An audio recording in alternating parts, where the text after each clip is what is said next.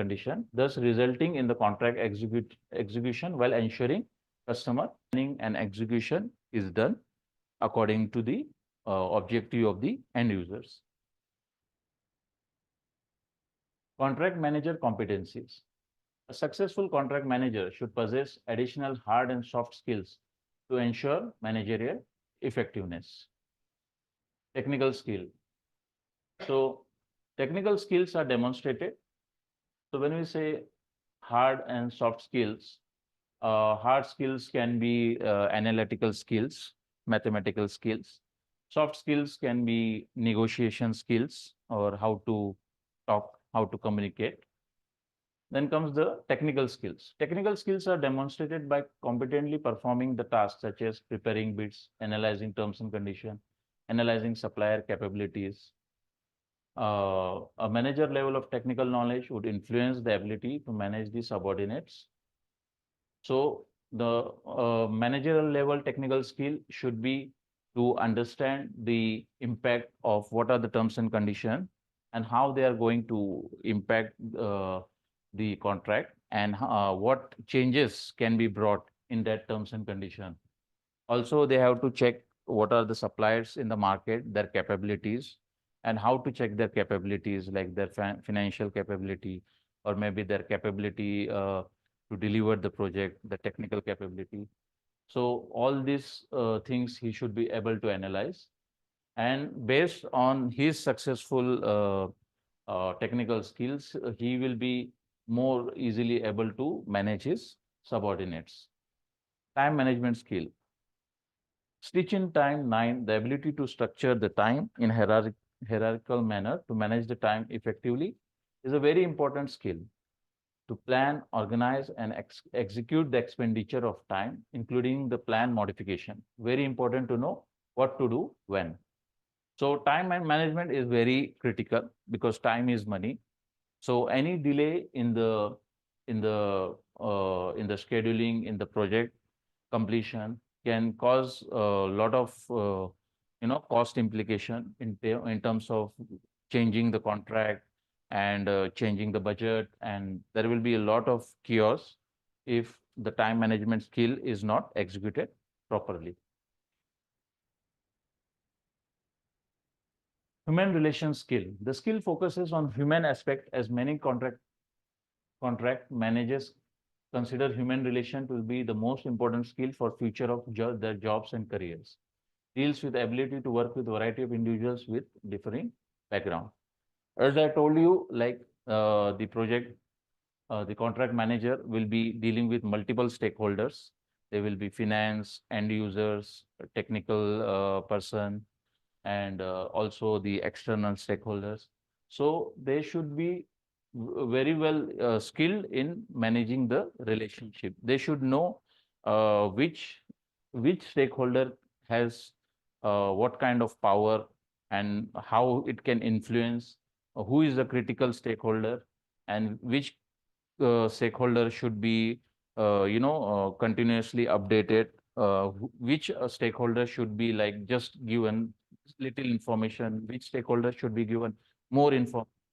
So this way that relationship has to be maintained by the contract manager. So he should segregate the kind of relation he should have with various types of stakeholders. Communication skills should be capable of understanding and interpreting the contract and its conditions.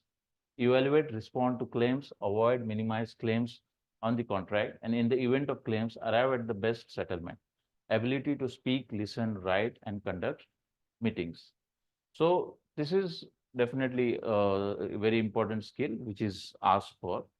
It has to be all the terms and condition has to be properly interpreted. Any wrong interpretation can cause a lot of wastage in terms of time, or it can also cause a bad relationship. Technology skills. Technology is ever changing. A successful manager should be updated with the latest development and technological advancement, should remain updated with the changes to take up fresh challenges and thus remain in the profession. So it's like, for example, there may be a ERP system like Oracle or SAP, in the organization, and maybe there is some updation in the technology, or there may be some other software which is being used. There is an update in the technology. So the contract manager should be very well aware about what the current technology is going on in the market. Contract life cycle. So there is definitely a life cycle of a contract, starting from having an objective till the contract is closed. So let's see some key aspects. All contracts have definite beginning and end. The phases during the contract life cycle are following. Acquisition planning. Critical first step and includes market research, selecting the proper contract type, and formulating the contract strategy. So initially, when you define the objective, when you get any when there is a requirement, the most critical step is to have a market research as to see how the market is currently in. So it may be like some products may be at the end of the life cycle, or you know the material cost maybe at this time may be very high, and maybe as a contract manager, you know that after some time the prices are going to go down. So all this market research you have to make it before you actually start executing the contract. You should also finalize the contract type, what kind of contract you are going to do, fixed price or cost plus contract. So there are various types of contract. So what kind of contract you are going to use, that you have to finalize, and formulating the contract strategies, as into how the deliveries will take place, and what kind of payment schedule you will include, and other such things. So as you know, in the contract cycle, there is a pre-award stage, then there is a contract award stage, and then there is a post-award stage. So in the pre-award stage, when there is no supplier is finalized, there may be 2, 3, or maybe more suppliers who are bidding for the tender. It includes preparing requirements, evaluating proposals, conducting negotiations, and completing source selection. So it's like first finding the potential suppliers, getting information from them, asking them to bid, floating the tender, and then maybe you do some negotiation with some of the best bids. And finally, after all the thorough process, you select a source. That is a pre-award stage. After the source or the supplier is selected, then is the contract award, wherein the contract is awarded, and like whoever the supplier is selected, you provide them the awarding letter, like this contract has been awarded to you, and all the unsuccessful vendors has to be addressed. It's not like you avoid them. If any vendor has got the contract, you should and the if so, for example, there are 4 bids, the 3 unsuccessful bids, you should inform them that you have not won the contract because of so and so reasons. Because in case if you avoid them in future, they may not be really interested to bid for your any other new contract. Then the post-award contract. Here is the actual stage where you draft a contract. Once the awarding has been done, then all the contract administration activities, like executing contract modification, addressing issues arising during the contract performance, invoicing, payment, and closing out the contract. So it's like after awarding the contract, you will ask for the draft of contract. There will be review of that draft of contract, and then there will be signing of the contract. Once the contract is signed, then the actual execution will take place. The deliveries will start doing. Then the payment will start happen, and there may be some bonds, performance bond, or insurance certificate which you will ask. So all those process after awarding takes place in the post award stage. After awarding the contract, that will be mentioned in the terms and condition. You mean to say after awarding? Yeah. See, after awarding, there will be, signing of the contract. Before signing, you can cancel it. Once the contract is signed by both the parties, and there actually, in the contract, there will be a term that when the contract is effective, it will be effective after signing. It will be, or it will be effective after signing plus submitting the performance. So once that effective date has happened, for example, both of us are two parties, other condition, performance bond. So the contract bond, that means the contract is now. So now if I have to cancel, to be a proper reason, and that cancellation will be included in the terms and condition of the contract. It's called the termination of the contract. As to how it will be terminated, I have to give a notice and some conditions will be there.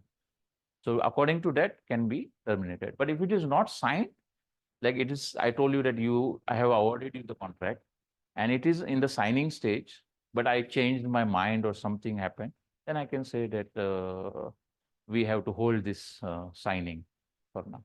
We can terminate that.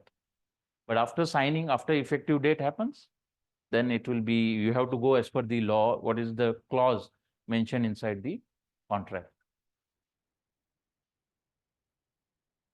So contract stakeholders, these are all the parties involved in the contract, which has direct or indirect stakeholders on their side. It is necessary to identify them, to evaluate them, and monitor the impact of execution of contract to each of the stakeholders. So it's like we have to understand the power and the interest of the stakeholder. There are two aspects of stakeholder. Suppose there is a project manager or project director. He will have more power as well as more interest. However, if there is a government like organization or regulatory body, he will have more power but less interest in your this. So you have to understand that balance of power and interest of all the stakeholders, and accordingly you have to decide with whom you have to make good relation with, and managing the relation.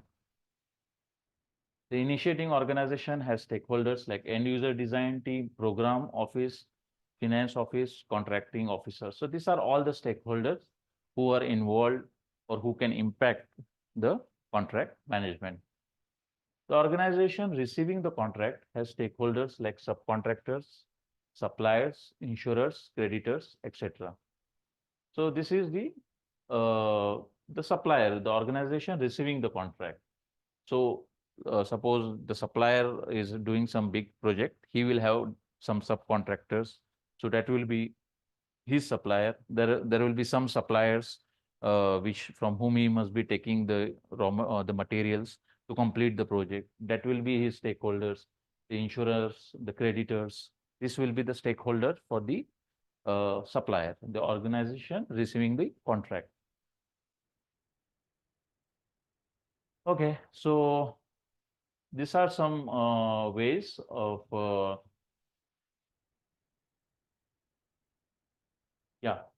these are the cycle of the contract management. One is the cost appraisal. So this is the client or the consultant contract management. The cost appraisal is like you know the what kind of project you are going to do, and you try to estimate the total cost of the project. The cost plan is also very similar. Only thing is the cost plan is you will involve more technical persons like quantity surveyors and the design team. So it's like, for example, the cost appraisal will give you approximate 60-70% accuracy. The cost plan will give you more accuracy as to what will be the project cost.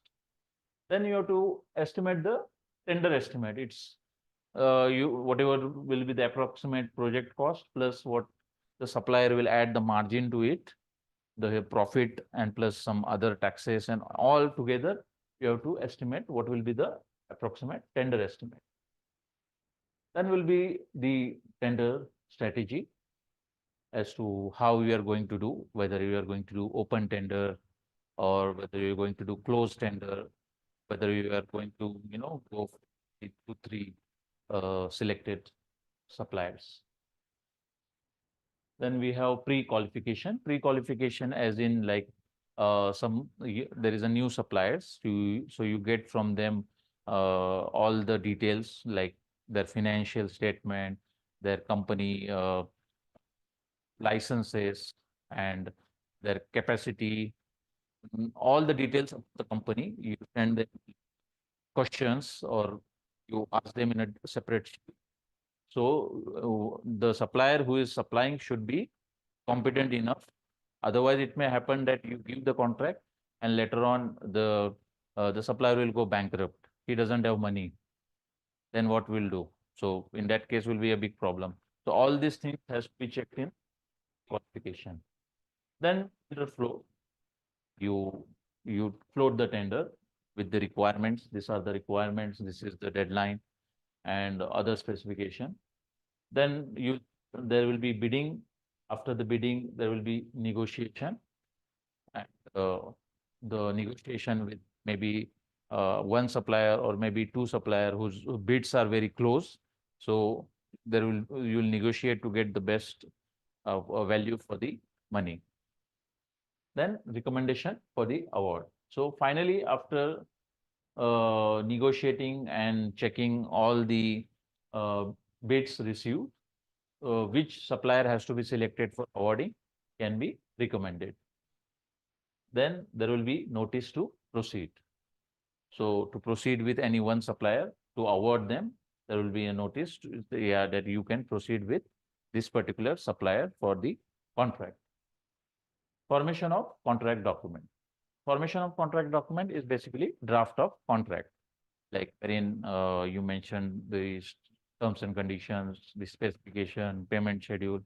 So that draft of documents, you may have a template, like you can take the FIDIC template, create your own template, then you send it to the supplier may do some his own modification, then you again review it. So that draft of contract is the contract document.